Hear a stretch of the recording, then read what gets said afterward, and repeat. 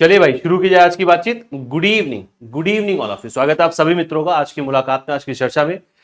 बातचीत हमारी चल रही है 15 डेज एमसीक्यू सीरीज पर आपके Indian economy Indian financial system के लिए। आपका जो नवंबर में एग्जामिनेशन आपका शेड्यूल्ड है उसको हम टारगेट कर रहे हैं। मॉड्यूल ए पर हमारी पूरी बातचीत हो चुकी है, यानी मॉड्यूल ए के सारे टॉपिक एमसीक्यू के थ्रू हम कवर कर चुके हैं। मॉड्यूल बी पर भी कुछ टॉपिक्स पर हमारी बातचीत हो चुकी है। आज 15th डे है। मॉड्यूल बी के एक हिस्से पर आज हम चर्चा करेंगे। Monetary policy and physical policy आज हम कवर करने वाले हैं। क्लियर है? तो आइए देखते हैं आज की शाम का सबसे पहला क्वेश्चन क्या है। Monetary policy and physical policy जो आपका टॉपिक है उस पर आज सारी बातचीत होगी। बहुत इत्मीनान से आंसर करते चलिएगा। चलिए शुरू करते हैं। क्वेश्चन नंबर 1 है the RBI introduces the standard deposit या स्टैंडिंग डिपॉजिट फैसिलिटी रेट, जिसको हम एसडीएफ बोलते हैं, as part of its monetary policy toolkit. Which of the following best explains its significance. Reserve Bank of India ने, देखिए reverse repo rate आप लोगों ने पढ़ा होगा, रेपो रेट आप लोगों ने पढ़ा होगा, उसी के साथ कॉरिडोर में एक और रेट इंट्रोड्यूस किया गया, एसडीएफआर, स्टैंडर्ड डिपॉजिट फैसिलिटी रेट या स्टैंडिंग डिपॉजिट फैसिलिटी रेट इसको बोलते हैं। आपसे सवाल ये किया जा रहा है कि स्टैंडर्ड डिपॉजिट फैसिलिटी रेट का क्या इसमें से सिग्निफिकेंस है, वो आपको रिकॉग्नाइज करना है। ऑप्शन ए करें, it allow RBI to lend to commercial bank without collateral. ये आरबीआई को अलाउ करता है कि आरबीआई कॉमर्शियल बैंकों को उधार दे सकते हैं, लेंडिंग कर सकते हैं बिना किसी कोलेट्रल के। बी कह रहा है, it permanently replace cash reserve ratio, या इसने सीआरआर को परमानेंटली रिप्लेस कर दिया है। या सी कह रहा है, it is a qualitative instrument aimed at controlling priority sector lending, या एक क्वालिटेटिव इंस्ट्रूमेंट है रिजर्व बैंक ऑफ इंडिया का जिससे वो कंट्रोल करता है पीएसएल को, प्रायोरिटी सेक्टर लेंडिंग को। या डी का, it allow RBI to absorb surplus liquidity without providing collateral complementing the reserve repo rate, reserve repo facility. क्या कहा जा रहा है, ये आरबीआई को ये अलाउ करता है कि जो मार्केट में एक्सेस मनी है, जो मार्केट में सरप्लस मनी है, जो मार्केट में लिक्विडिटी ज्यादा है, वो एब्जॉर्ब कर सकता है इस एसडीएफआर रेट के माध्यम से। उसके लिए आरबीआई को कोई कोलेट्रल देने की जरूरत नहीं होती है, कोई कोलेट्रल रखने की जरूरत नहीं होती है। आरबीआई बैंकों से उसका एक्सेस मनी ले सकता है बिना कोलेट्रल के। क्या होगा दुरुस्त आंसर? क्वेश्चन नंबर 1 पर आंसर करिए। मैं आपको तब तक repo rate reverse repo rate और एसडीएफआर में अंतर बता देता हूं।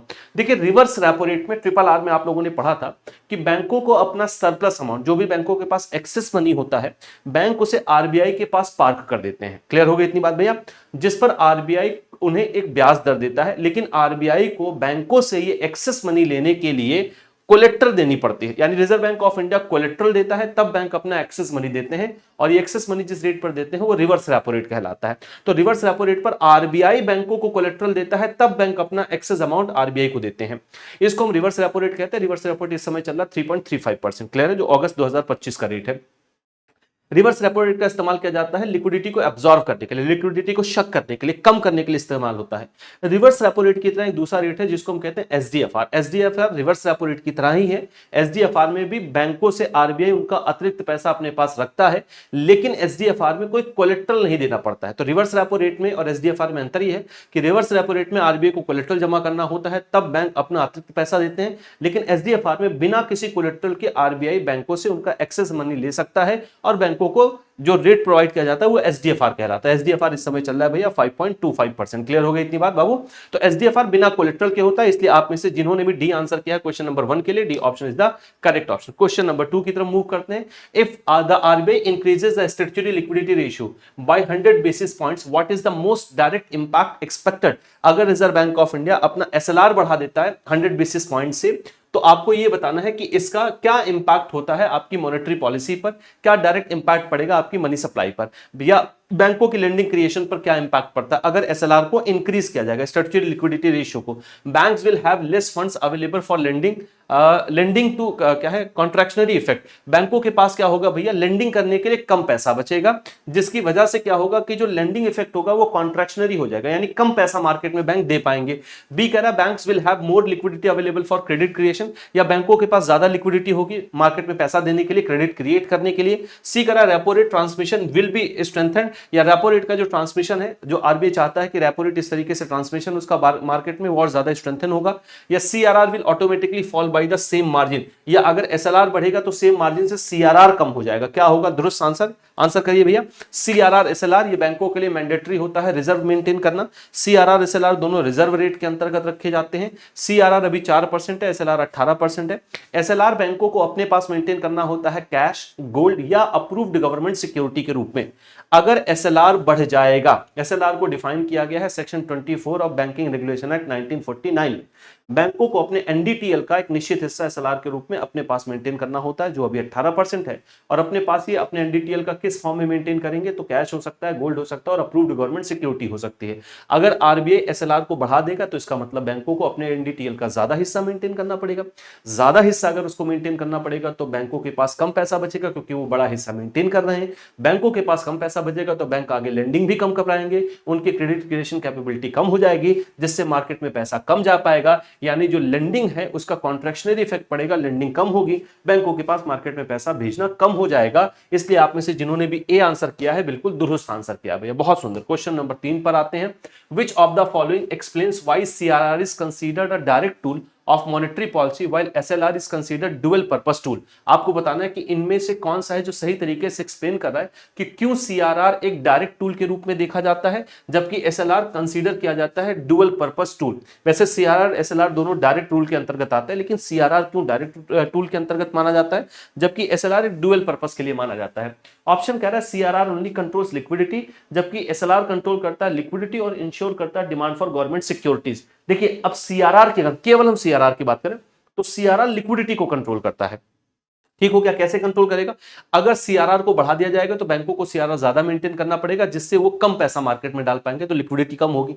अगर सीआरआर को कम कर दिया जाएगा तो बैंकों के पास ज्यादा पैसा बचेगा, जिससे बैंक मार्केट में ज्यादा पैसा डाल पाएंगे, लिक्विडिटी बढ़ जाएगी। तो लिक्विडिटी को कंट्रोल करने के लिए सीआरआर का इस्तेमाल होता है। एसएलआर का भी ऐसे इस्तेमाल होता है। एसएलआर को बढ़ा दिया जाएगा, पीछे अभी हमने पढ़ा, तो बैंकों के पास कम पैसा बचा होगा मार्केट में डालने के लिए, तो लिक्विडिटी कम होगी। एसएलआर को कम कर दिया जाएगा तो बैंकों के पास ज्यादा पैसा बचेगा, लिक्विडिटी मार्केट में ज्यादा भेजेंगे। एक तो काम ये भी इनका ये भी मतलब एसएलआर का भी सीआरआर की तरह लिक्विडिटी को कम ज्यादा करने का उपयोग किया जा सकता है। दूसरा, एसएलआर में आप लोगों ने देखा कि गवर्नमेंट इसको बैंक्स को या तो कैश या तो गोल्ड या तो अप्रूव्ड गवर्नमेंट सिक्योरिटी के रूप में मेंटेन करना पड़ता है। तो एसएलआर एक तरीके से जो गवर्नमेंट सिक्योरिटी है उनके लिए मार्केट भी बनाता है, उनकी डिमांड को भी बढ़ाता है।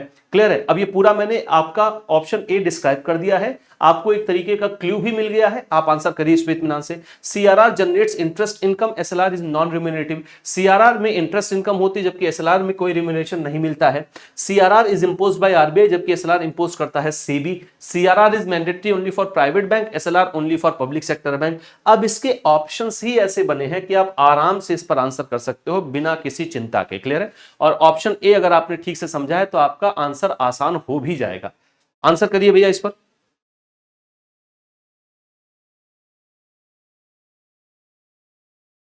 क्वेश्चन नंबर 3, सफिशिएंट समय हम लोगों ने ले लिया है।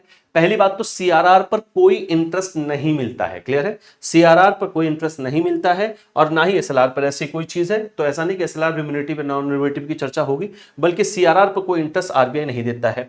सीआरआर एसएलआर दोनों आरबीआई ही इंपोज करते हैं, सेबी इसमें नहीं पार्टिसिपेट करता है। CRR SLR public sector banks के लिए होता है, यानी जो शेड्यूल्ड कॉमर्शियल बैंक्स हैं उनके लिए होता है। शेड्यूल्ड कॉमर्शियल बैंक नेशनलाइज भी हो सकते हैं, प्राइवेट भी हो सकते हैं। तो 3 स्टेटमेंट आपके गड़बड़ होगा, गलत हो गए। ऑप्शन ए इसके लिए बिल्कुल दुरुस्त आंसर है। ऑप्शन ए आपको मैंने विधिवत समझाया, तो आप में से जिन्होंने भी क्वेश्चन नंबर 3 के लिए ऑप्शन ए चुना है बिल्कुल सही चुना है। क्वेश्चन नंबर 4 पर आते हैं। During a liquidity crunch RBI decide to reduce CRR by 50 basis points and simultaneously conduct open market operation by purchasing government securities. What is the expected impact? देखो लिक्विडिटी क्रंच है, मान लेते हैं देश में लिक्विडिटी क्रंच है, यानी market के अंदर लिक्विडिटी कम है, मार्केट के अंदर क्या है, तरलता कम है। तो आरबीआई ने क्या कदम उठाया इससे निपटने की कि आरबीआई ने यह डिसाइड किया कि वो 50 बेसिस पॉइंट यानी 0.5% सीआरआर को क्या कर देगा, कम कर देगा। और उसी समय साथ ही साथ उसने ओपन मार्केट ऑपरेशन भी कंडक्ट किया जिसमें उसने गवर्नमेंट सिक्योरिटी को परचेज करना शुरू किया, आरबीआई ने परचेज करना शुरू किया। तो क्या इंपैक्ट होगा? लिक्विडिटी विल कॉन्ट्रैक्ट फर्दर, है ना, वर्सिंग द क्रंच। इससे क्या होगा कि लिक्विडिटी और कम हो जाएगी, है ना, कॉन्ट्रैक्शन का मतलब सिकुड़ना, लिक्विडिटी और कॉन्ट्रैक्ट हो जाएगी, कम हो जाएगी, जिससे लिक्विडिटी जो क्रंच की समस्या है वो और ज्यादा बुरी हो जाएगी। या liquidity will increase sharply due to both measures being expansionary.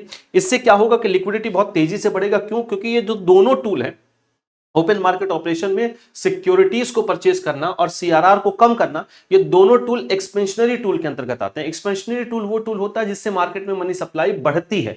Clear है? CRR reduction will inject liquidity but OMO purchase will neutralise it. CRR जो है, अगर आप सीआरआर कम करें तो इससे लिक्विडिटी मार्केट में बढ़ेगी, इंजेक्ट होगी, लेकिन जो ओएमओ का परचेज है उससे ये न्यूट्रलाइज हो जाएगा, मतलब इसका कोई असर नहीं पड़ेगा। डी करा no impact as CRR OMO are unrelated, कोई इंपैक्ट नहीं पड़ेगा क्योंकि कैश रिजर्व रेशियो रेशियो और ओपन मार्केट ऑपरेशन ये दोनों क्या है, अनरिलेटेड है। क्या होगा दुरुस्त आंसर? ऑप्शन पर अगर ठीक से आप ध्यान दोगे तो इसका आंसर आपको मिल जाएगा बहुत आराम से। आंसर करिए भैया। Question number 4।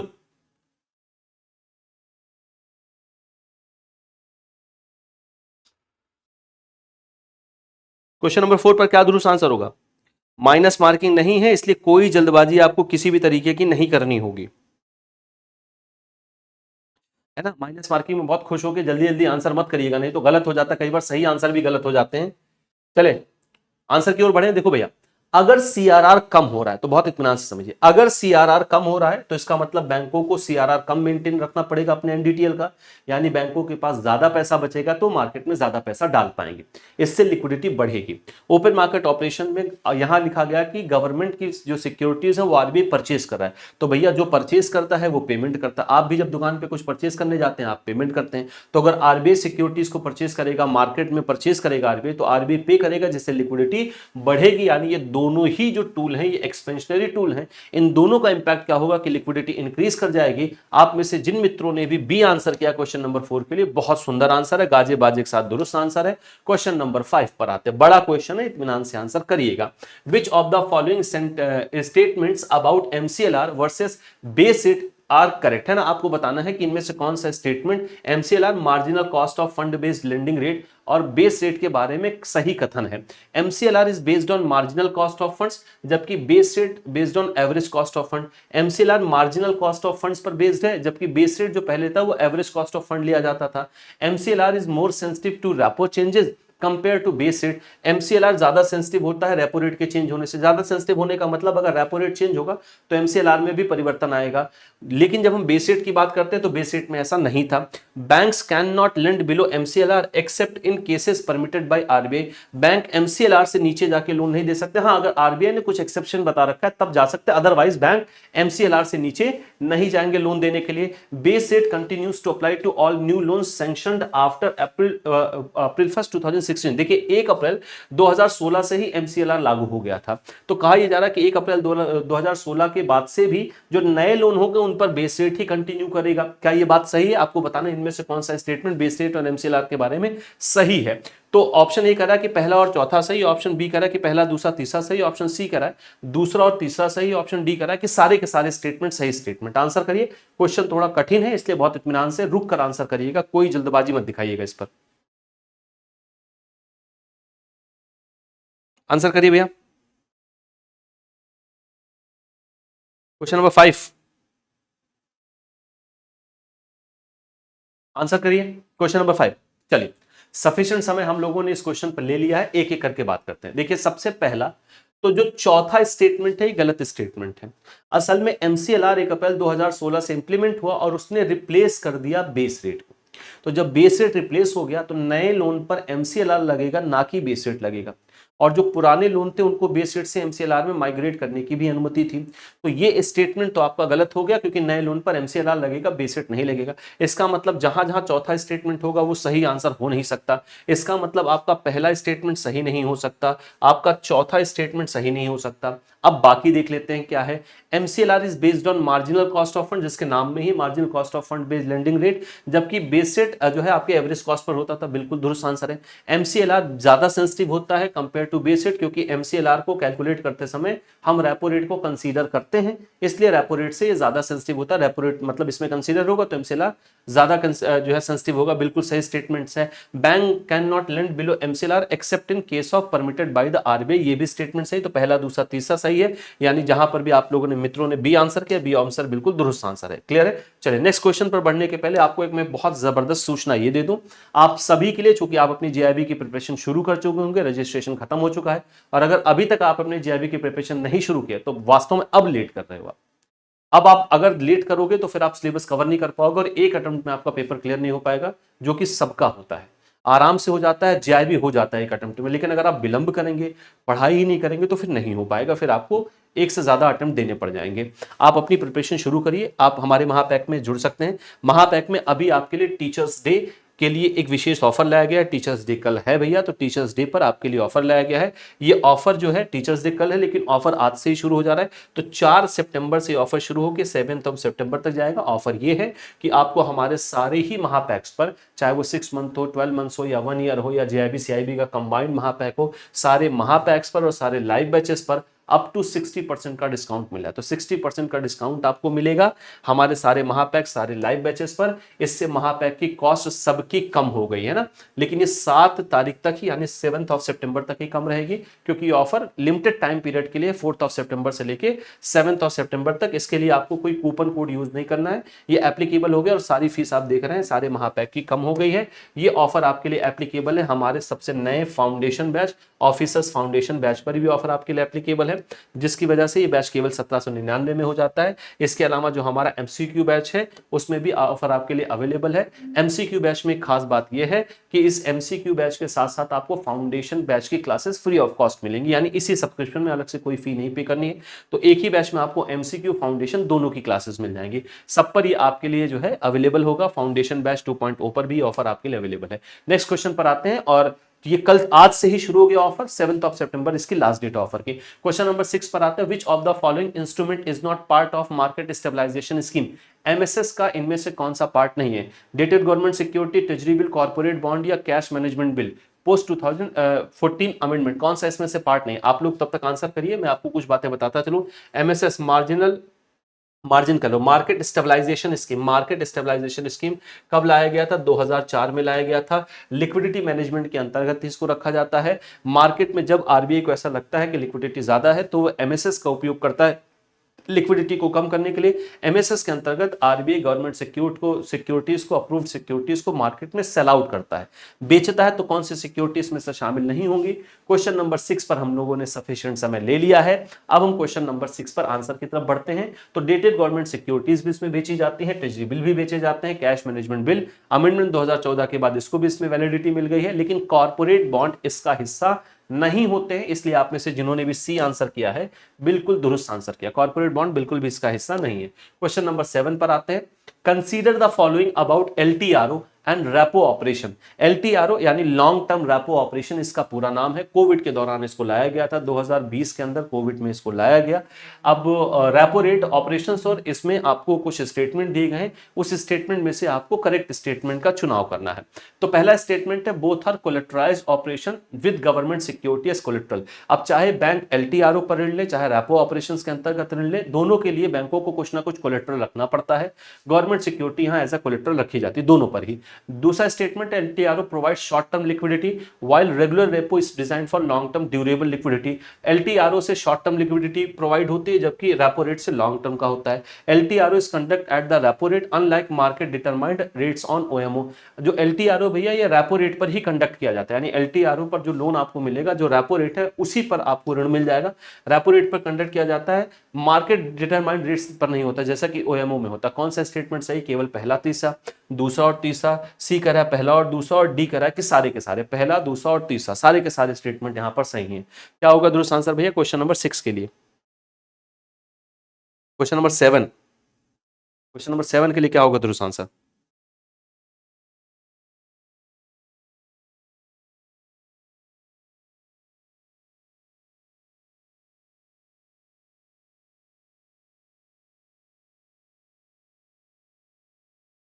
आंसर की तरफ बढ़े बाबू, चलिए। देखिए एलटीआरओ है क्या? कोविड के दौरान जब हमारी इंडस्ट्री बंद रही, इकोनॉमीज बंद रही, बैंक्स बंद रहे, व्यापार बंद रहा, है ना, इकोनॉमिक एक्टिविटीज बंद रही, जिसकी वजह से मार्केट में जो मनी फ्लो है वो कम हुआ। रिजर्व बैंक ऑफ इंडिया ने इसको बढ़ाने की कोशिश में एलटीआरओ, एसएलटीआरओ, टीएलटीआरओ जैसी चीजें अनाउंस की। एलटीआरओ लॉन्ग टर्म रेपो ऑपरेशन है। आरबीआई ने बैंकों से कहा कि आप हमसे एलटीआरओ पर लोन ले सकते हैं, जो कि लॉन्ग टर्म का होगा, 1 साल से 3 साल इसकी रेंज होगी, लेकिन रेपो रेट पर ही ले सकते हैं आप। जबकि रेपो रेट पर 1 से 90 दिन का यानी शॉर्ट टर्म का लोन मिलता है। तो आरबीआई ने कहा वैसे हम रेपो रेट पर आपको शॉर्ट टर्म का लोन देते हैं, लेकिन हमें लिक्विडिटी मार्केट में इंक्रीज करनी है, इसलिए आप हमसे रेपो रेट पर 3 साल तक का लोन ले जा सकते हैं। दोनों ही रेपो रेट ऑपरेशंस पर मिलते हैं, वैसे ही मिलते हैं जैसा रेपो रेट मिलता है, लेकिन एलटीआरओ में जो टाइम पीरियड है उसकी रेंज 1 साल से 3 साल तक की होती है भैया मैक्सिमम, जबकि रेपो रेट की 1 डे से 90 डेज की होती है। दोनों में कोलेटरल गवर्नमेंट सिक्योरिटी रखी जाती है। तो पहला स्टेटमेंट तो आपका सही स्टेटमेंट है। दूसरा, एलटीआरओ शॉर्ट टर्म लिक्विडिटी प्रोवाइड करता नहीं, एलटीआरओ लॉन्ग टर्म लिक्विडिटी प्रोवाइड करता है 1 साल से 3 साल। जो आपका रेपो रेट होता है वो शॉर्ट टर्म होता है। तो दूसरा स्टेटमेंट आपका गलत। इसलिए जहां जहां पर 2 होगा वहां वहां पर आपका आंसर नहीं बन सकता, ये नहीं बन सकता, ये नहीं बन सकता, तो बनेगा आपका क्या, ए ऑप्शन आपका बन जाएगा। चलिए, बिल्कुल दुरुस्त आंसर ए ऑप्शन आप मित्रों में से जिन्होंने भी दिया बिल्कुल सही आंसर है। क्वेश्चन नंबर 8 पर आते हैं। क्वेश्चन नंबर 8 हमसे क्या कह रहा है, consider the following about LTRO versus TLTRO, targeted LTRO. तो आपको एलटीआरओ और टारगेटेड एलटीआरओ में स्टेटमेंट पढ़ना है, सही स्टेटमेंट का चुनाव करना है। एलटीआरओ का पूरा नाम है long term repo operation, TLTRO का पूरा नाम है targeted long term repo operation. LTRO is general purpose while TLTRO requires bank to deploy funds into specific sector, जैसे एनबीएफसी, कॉर्पोरेट बॉन्ड्स, इन सब में। तो एलटीआरओ तो जनरल पर्पस के लिए, आप कहीं पर भी एलटीआरओ के ऋण का इस्तेमाल कर सकते हैं। रेपो रेट पर आपको 1 साल से 3 साल का लोन मिल जाता है। लेकिन अगर आप टीएलटीआरओ के अंतर्गत लोन ले रहे हैं तो आपको एक स्पेसिफिक सेक्टर में ही इसको देना होता है। जैसे आप एनबीएफसी को इंप्रूव करने के लिए दे सकते हैं, कॉर्पोरेट बॉन्ड मार्केट में ज्यादा बेचा खरीदा जा सके उसमें पैसा लगाएंगे आप। टीएलटीआरओ वाज इंट्रोड्यूस्ड ड्यूरिंग कोविड-19 टू चैनल क्या है, to channel liquidity to state sector. TLTRO भी आपका लाया गया था 2020 में कोविड के दौरान, ताकि जो स्टेट्स असेट है जहां पर पैसा कम है जिन सेक्टर्स में, वहां लिक्विडिटी भेजी जा सके। In both RBI provides liquidity at repo rate for 1 to 3 years। इन दोनों में आरबीआई रेपो रेट पर ही लोन देता है 1 से 3 साल का। कौन सा स्टेटमेंट इसमें से दुरुस्त स्टेटमेंट होगा, केवल पहला, दूसरा और तीसरा। सी कह रहा है कि पहला और तीसरा, डी कह रहा है कि ऑल ऑफ द अबव, सारे के सारे 1 2 3। क्या होगा दुरुस्त आंसर भैया क्वेश्चन नंबर 8 पर? क्वेश्चन नंबर 8 पर क्या होगा दुरुस्त आंसर? आंसर करते चलिए।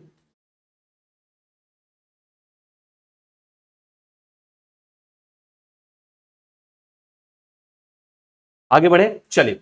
देखिए, एलटीआरओ जनरल पर्पस के लिए है, जबकि टीएलटीआरओ इसका नाम ही है targeted long term repo operation, जो टारगेट करता है एनबीएफसी, कॉर्पोरेट बॉन्ड्स, जिनकी मार्केट को और ज्यादा इंप्रूव किया जा सके, मार्केट में इनको इसके माध्यम से भी पैसा भेजा जा सके। दोनों ही कोविड के दौरान लाए गए, दोनों ही रेपो रेट पर दिए जाते हैं 1 से 3 साल, यानी डी ऑप्शन आप में से जिन मित्रों ने भी दिया है बिल्कुल दुरुस्त आंसर दिया है। D option is the correct option.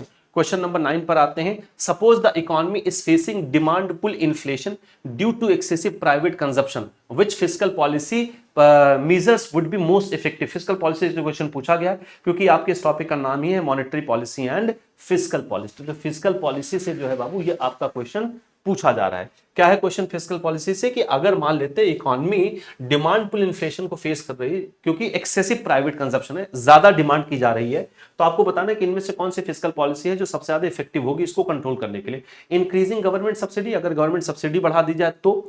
दूसरा है increasing indirect taxes such as GST, या अगर जीएसटी बढ़ा दी जाए, इनडायरेक्ट टैक्सेस जैसे जीएसटी टैक्स अगर बढ़ा दिया जाए, या increasing government expenditure on social welfare, या सोशल वेलफेयर पर गवर्नमेंट अपना खर्चा बढ़ा दे।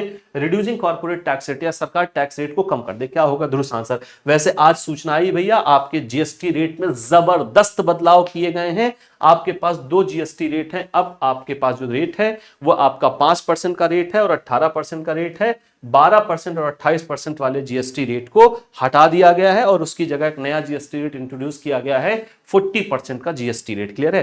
तो आपके जीएसटी रेट में ज्यादातर वस्तुओं की कीमतें बहुत जबरदस्त कम हुई हैं। तो जो आपके एसी वेसी थे, आपका इन सब की कीमतें कम हो गई। कार, मोटर का साइकिल, इन सब की कीमतें कम हो गई। 1200 सीसी 1500 सीसी वाली कार की कीमत कम हो गई। 350 सीसी वाली जो पहले 28% की जीएसटी में जाती थी अब 18% की जीएसटी में आ गई। आपने आज न्यूज देखा होगा, जीएसटी काउंसिल की रिपोर्ट आ गई भैया।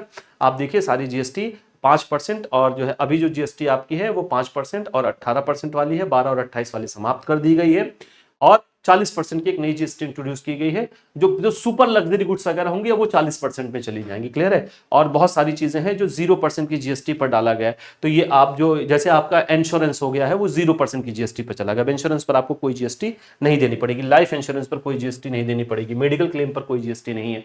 आंसर करिए भैया।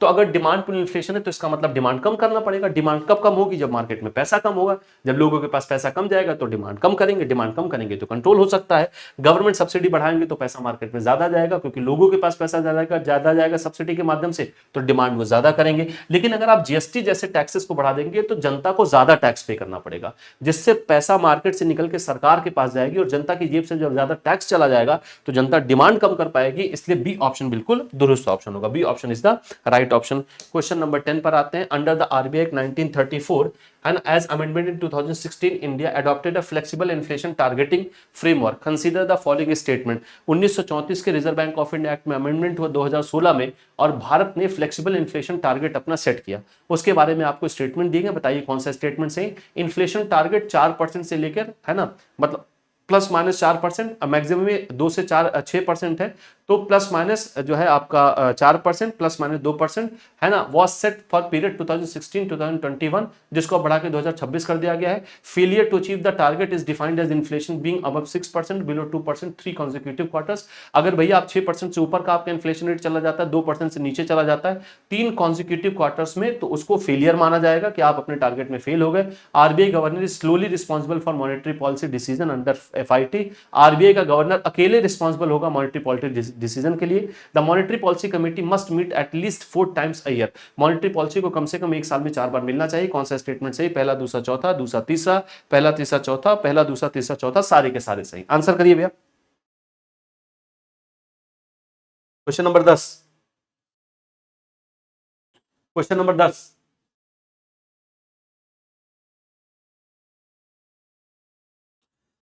देखिए 2 से कम नहीं होना चाहिए, 6 से ज्यादा नहीं होना चाहिए, दूसरा स्टेटमेंट सही।